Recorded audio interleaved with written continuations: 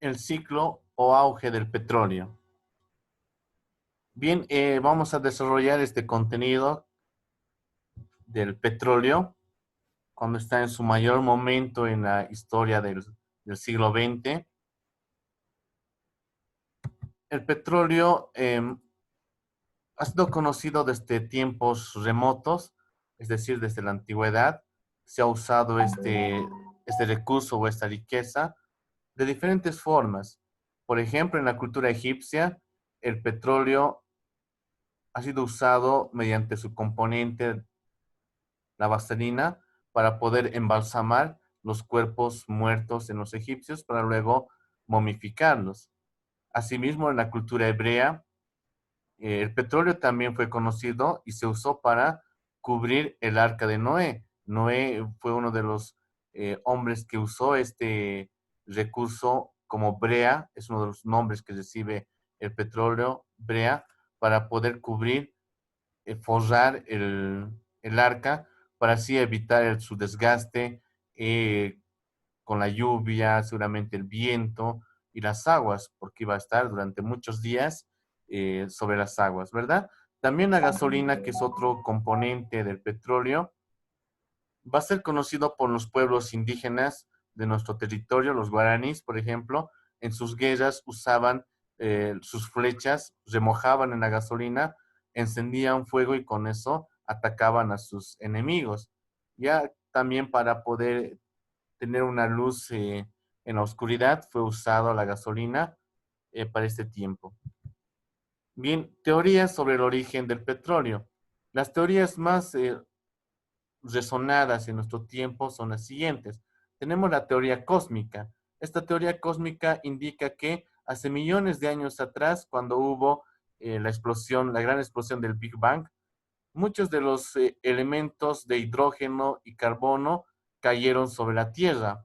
Esto provocó el surgimiento de hidrocarburos y en consecuencia petróleo.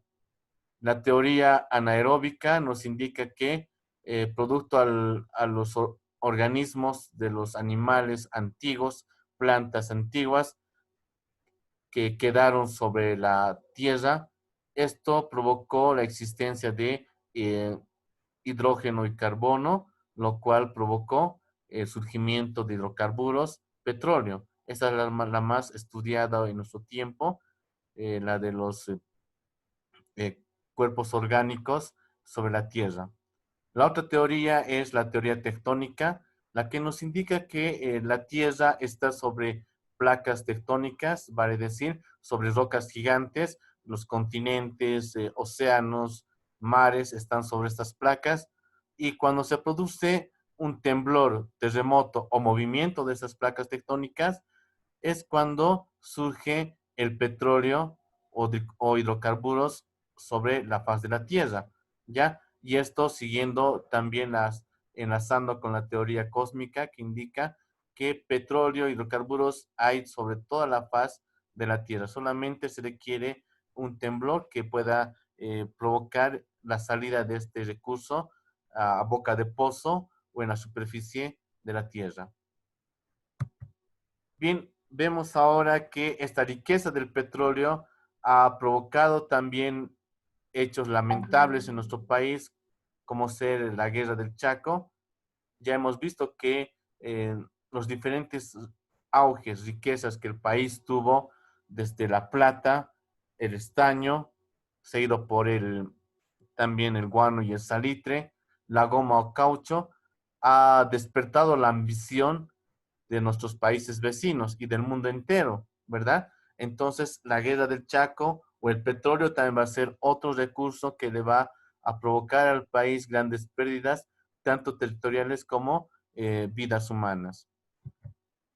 Vemos la demanda mundial de petróleo. El contexto internacional para la guerra del Chaco se produce desde la revolución industrial, cuando a mediados del siglo XVIII Inglaterra y Francia empiezan a fabricar nuevos artefactos, productos, movilidades para poder transportar grandes cargas y personas como las locomotoras.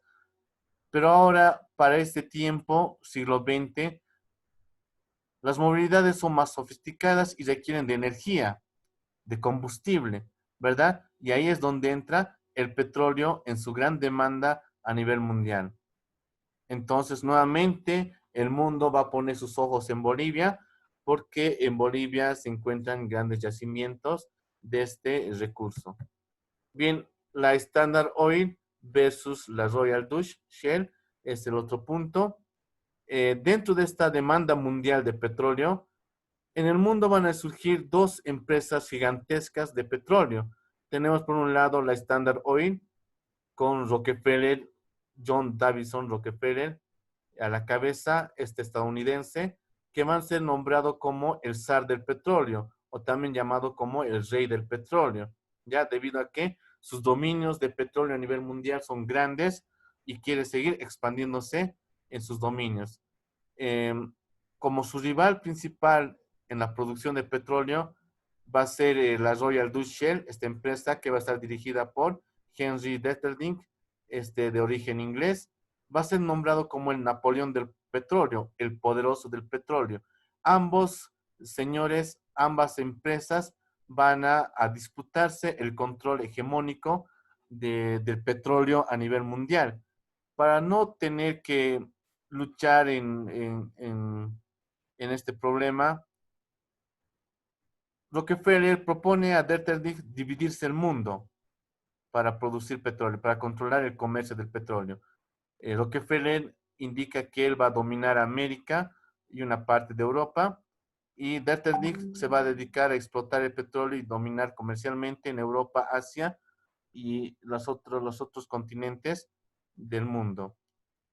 Entonces, estas empresas son las que posteriormente van a estar en nuestro país y va a ser una de las causas para la guerra del Chaco.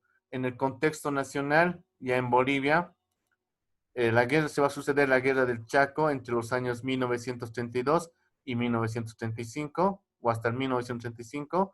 El presidente de Bolivia durante la guerra del Chaco es el doctor Daniel Salamanca Rey. Ya la causa va a ser el petróleo y los intereses imperialistas de las dos empresas que ya habíamos visto. El pretexto, como en todo, en la guerra del Pacífico y en el conflicto del Acre, también hay un pretexto. El pretexto es el ataque del mayor Óscar Moscoso al Fortín López de los paraguayos en junio de 1932, que lo vamos a ver enseguida. Bien, para tener un conocimiento total de lo que ocurría en Bolivia antes y durante la Guerra del Chaco, hacemos mención a la crisis del sistema liberal.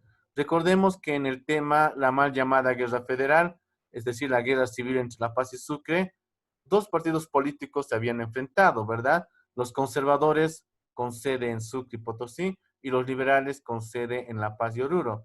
En la guerra, como bien sabemos, los liberales se imponen ante los conservadores y en el siglo XX ingresamos con un gobierno liberal a la cabeza de un superestado minero que está representado principalmente por los varones del estaño, Simón Patiño, Mauricio Coslin y Carlos Víctor Aramayo. Estos van a dominar la economía del país y consigo en Bolivia se va a suscitar una crisis tremenda, sin precedentes, donde hay protestas, marchas, bloqueos, etcétera en el país, y el gobierno, en vez de dar solución a este problema, empieza a deprimir a la población. Ante esta situación, el presidente Hernando Siles, anterior a Daniel Salamanca, quiere prorrogarse en el poder sin importarle que su gestión de gobierno ya había terminado. Ante esta situación, el pueblo reacciona y logran la deposición de Hernando Siles y en su lugar va a asumir la presidencia, ahora sí, Daniel Salamanca, este hombre férreo en sus principios, el hombre símbolo fue llamado. Este va a tener ideas bastante curiosas e interesantes que van a llevar a Bolivia a una derrota total en la guerra del Chaco. Pero antes vemos lo que fue la causa de la guerra del Chaco. Ya habíamos mencionado, es el petróleo o la creencia de existencia de petróleo en ese Chaco espinoso, un Chaco arenoso, un Chaco donde es imposible la existencia de grandes poblaciones. Se cree que hay petróleo, ya esa es la causa. La otra causa que Carlos Mesa en su libro Historia de Bolivia menciona es los intereses imperialistas de dos empresas transnacionales, las que ya habíamos mencionado. La Standard Oil, que tenía concesiones en Bolivia, maneja como muñeco, como títeres al ejército boliviano, y la Royal Dutch, que tiene propiedades en Paraguay, también va a manejar a los paraguayos como marionetas para enfrentarse en la guerra entre esos dos países vecinos.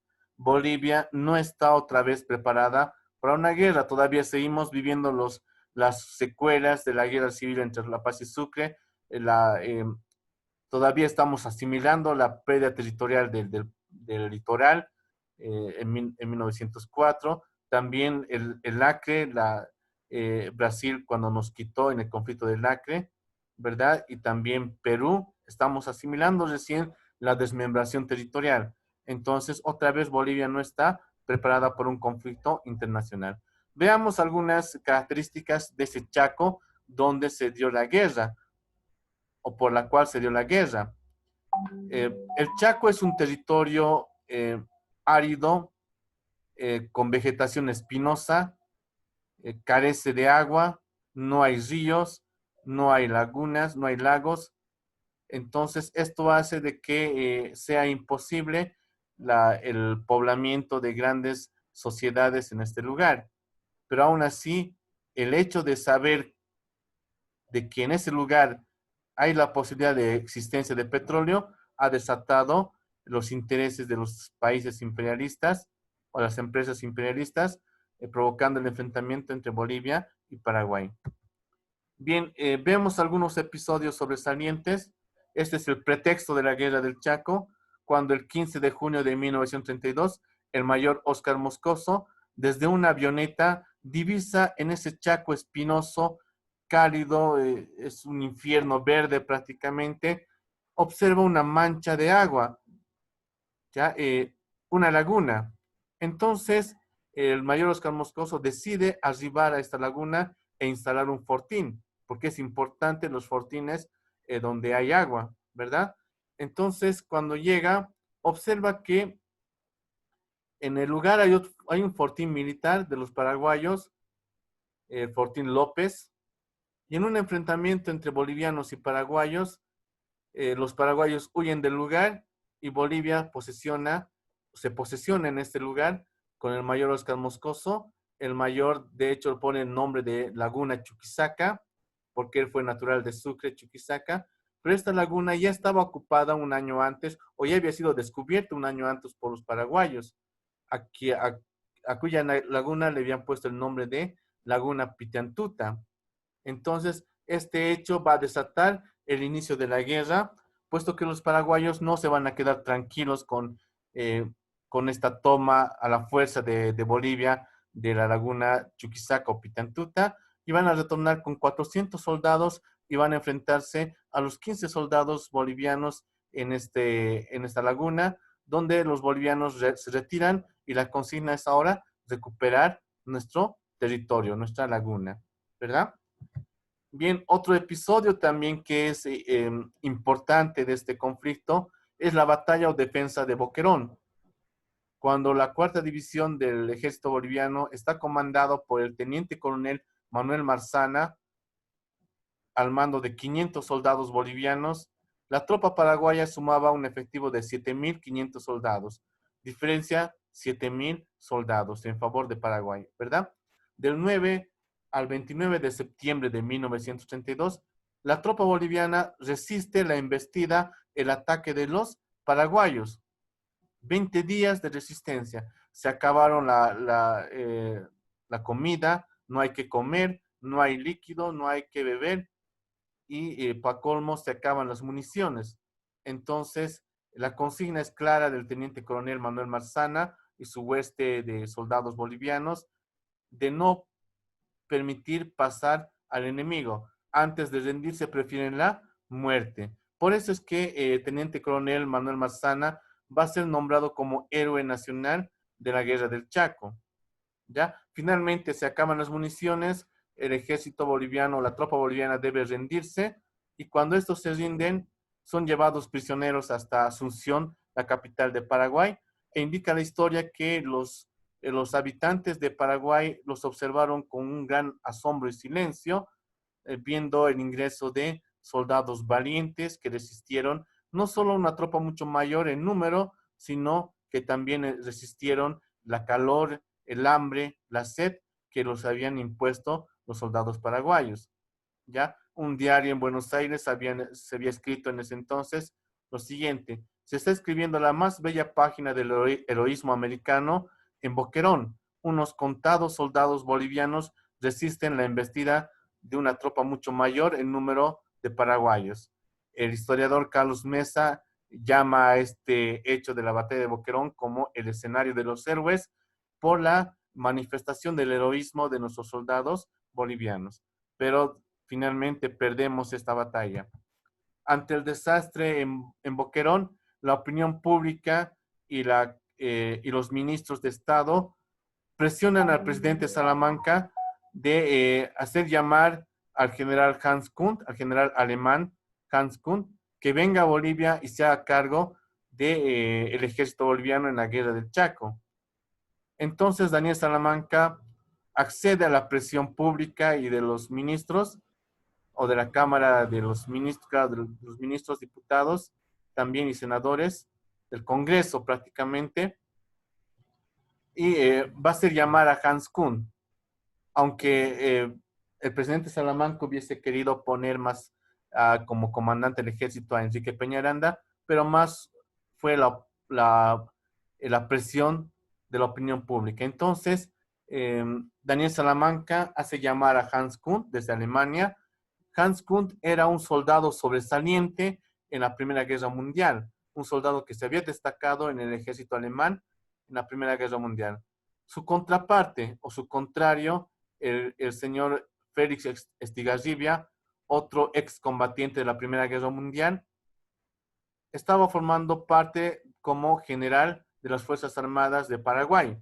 Ambos se están volviendo a encontrar ahora en la Guerra del Chaco. Ya en la Primera Guerra Mundial se habían visto, solamente con la diferencia de que Hans Kuhn ha sido un soldado destacado. En cambio, este señor Estigarribia fue un gran estratega militar. Entonces, la estrategia que usó Hans Kuhn al llegar a Bolivia fue el ataque frontal masivo, es decir, donde la tropa boliviana debe atacar en masa, en grupo, rodear al enemigo y provocar su rendición. Sin embargo, cuando esta estrategia es aplicada, la tropa paraguaya, atrincherada en sus fronteras, van disparando a mansalva contra los bolivianos y los bolivianos desprotegidos van cayendo como animales en tiempo de caza. Un terrible error de Hans Kuhn en esta guerra. Vemos otro episodio también importante de esta guerra, que es la batalla de Kilómetro 7, donde el teniente coronel Bernardino Bilbao Rioja, comandante ahora de la división boliviana, está al mando de 4,000 soldados bolivianos en contra de 15,000 soldados paraguayos. Otra vez la diferencia es amplia entre bolivianos y paraguayos, que a 7 kilómetros del Fortín Saavedra, la consigna es clara de la tropa boliviana de no permitirles pasar el Fortín Saavedra a 7 kilómetros. Los detienen a los paraguayos y de hecho no pasaron. En plena batalla, el capitán Rafael Pavón, el 30 de noviembre de 1932, va a derribar un avión enemigo piloteado por el teniente Benítez Vera, paraguayo, y por este hecho, tanto el teniente coronel Bernardino Bilbao Rioja y el capitán Rafael Pavón van a ser nombrados como héroes de la guerra del Chaco, juntamente con Manuel Marzana, el teniente coronel Manuel Marzana. Bien, tras las constantes derrotas que está sufriendo Bolivia, el alto mando militar va a decidir la deposición del presidente Salamanca. Cuando Daniel Salamanca decide ir hasta Villamontes para hacer un cambio de comandantes, el alto mando militar lo va a esperar y el 27 de noviembre de 1934, cuando llega Daniel Salamanca a Villamontes, el alto mando militar lo va a rodear y les va a obligar y le va a obligar a Salamanca a renunciar a la presidencia. Este hecho se conoce en la historia oficial del país como el Corralito de Villamontes, la renuncia de Salamanca. En su lugar va a ser posesionado como nuevo presidente de la República el doctor José Luis Tejada Sorzano, quien había sido el vicepresidente de Daniel Salamanca. Bien, defensa de Villamontes y fin de la guerra. Cuando Bolivia ya está más fortalecido, ya estamos más en nuestro territorio, los paraguayos habían avanzado tanto hacia el Chaco boreal que ya estaban lejos de su capital, Asunción. Entonces comienza la contraofensiva de Bolivia. Vamos a derrotar a los paraguayos en constantes enfrentamientos y cuando estamos ya cuando estamos decididos de ganar la guerra, Paraguay está débil, no puede con las embestidas bolivianas, hacemos retroceder a Paraguay, recuperamos 100 kilómetros cuadrados y es ahí donde el 14 de junio de 1935 a mediodía llega una carta en plena guerra indicando que es un armisticio que pone fin a las hostilidades entre Paraguay y Bolivia. Se había firmado este documento en Buenos Aires, Argentina, con los cancilleres de Bolivia y Paraguay, que ponía fin a la guerra, justo cuando Bolivia ya está queriendo recuperar territorio. Terminó la guerra, el Chaco, ocupado ya por Paraguay, se queda en posesión paraguaya. Esta es la tradición de Argentina a Bolivia en plena guerra. Bien, finalmente se da el protocolo de paz el 12 de junio de 1934. Los cancilleres, reiteramos, de Bolivia y Paraguay, son obligados por Argentina a firmar la paz de la guerra en la ciudad de Buenos Aires. Ya seguramente Argentina tenía muchos intereses con Paraguay, acuerdos para tomar posesión del Chaco entero hacia el sur de Bolivia, y de hecho lo consiguen, porque el Chaco central, la Puna de Atacama, pasan a ser propiedad de Argentina y el Chaco boreal en manos de Paraguay. Finalmente se pone fin a la guerra el 14 de junio de 1935 a mediodía con el documento de armisticio que ponía fin a las hostilidades. Bien, veamos la situación de los indígenas aymaras y quechuas, porque a la guerra asistieron una fuerte cantidad de indígenas quechuas y aymaras. Mencionamos una trilogía que fueron capaces de reclutar indígenas para la guerra, porque recordemos que hasta antes de la guerra del Chaco, los indígenas no podían asistir al servicio militar, estaban prohibidos.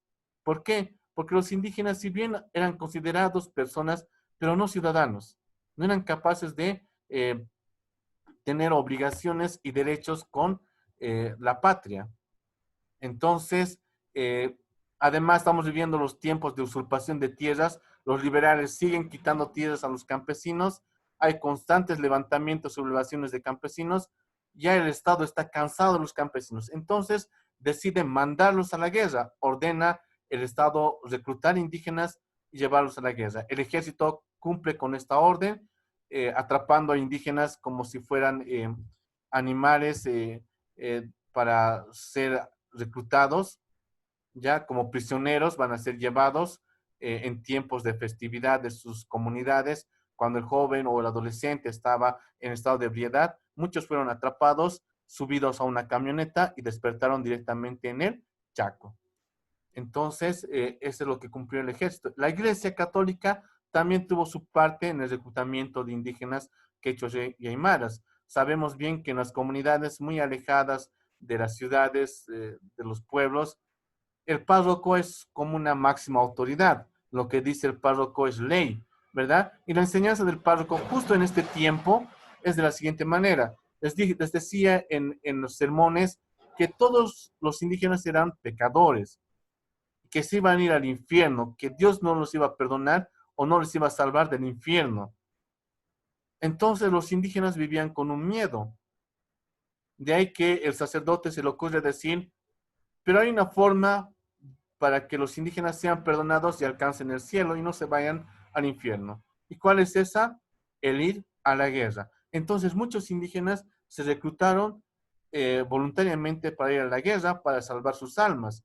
Miren, esta es la burda idea, mentira que propició la Iglesia Católica para que los indígenas también vayan a la guerra en complicidad del Estado y el ejército. De esa manera es que los indígenas asisten a la guerra sin saber agarrar un arma, sin poder disparar. De hecho, la historia dice que los indígenas cuando disparaban el arma se orinaban, ya literalmente se orinaban, y pues esto fue lamentable para Bolivia en la guerra del Chaco. Otro episodio que no está explicado en el texto de segundo de secundaria es la generación de los tres pasos al frente, cuando Bolivia requiere de más efectivos, más personas para que asistan a la guerra. Es más, los indígenas necesitan de comandantes, porque muchos hombres ya habían muerto en el frente de la batalla, ¿verdad? Entonces, van a recurrir a los colegios militares, ¿ya? A los cadetes de entre 14, 15, 16, 17 años y algunos 18 años, ¿ya? Les hicieron formar en el patio de honor y el comandante les dijo que la patria necesita de hombres voluntarios para asistir a la guerra. Entonces, la primera pregunta fue, aquellos que están dispuestos a ir a la guerra voluntariamente den tres pasos al frente. De ahí que todito el pelotón de cadetes dieron los tres pasos al frente. El comandante nuevamente, angustiado sobre esta respuesta, vuelve a preguntarles y les dice, recuerden que si asisten a esta guerra es muy probable que ya no vuelvan con vida. Entonces, si aún así están dispuestos a asistir, voluntariamente den tres pasos al frente. Otra vez, la respuesta fue contundente. Todos los cadetes dieron los tres pasos al frente. Una tercera pregunta del comandante fue de la siguiente forma para un poquito seguramente hacer notar a los jóvenes el riesgo que están corriendo en asistir a esta guerra. Les dijo que tenían que dejar a sus familias, quizás ya no van a volver a ver a sus madres. Aún así, les dijo que sería bueno que los mayores con 18 años asistan a la guerra y no todos, pero que su patria los necesita.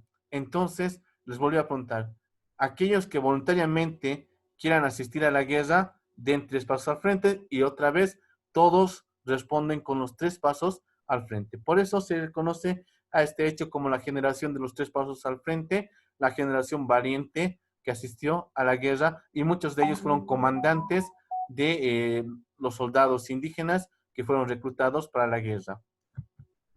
Bien, finalmente es conocido que perdemos la guerra. Las consecuencias son claras. Tenemos el Tratado de Paz y Amistad y Límites, firmado el 21 de julio de 1938 en el gobierno del teniente coronel Germán Busch Becerra. Bolivia pierde el territorio del Chaco con una extensión territorial de 243.500 kilómetros cuadrados, denominado Chaco Boreal. Lo que aquí está en el mapa es el Chaco Boreal que perdemos con Paraguay. Y producto también de esta guerra se da una creación de una nueva conciencia nacional realizado en la creación de partidos políticos en Bolivia, partidos políticos de tendencia nacionalista y socialista que posteriormente van a disputarse el control del gobierno en Bolivia. Bien, finalizamos el tema. Gracias por su atención.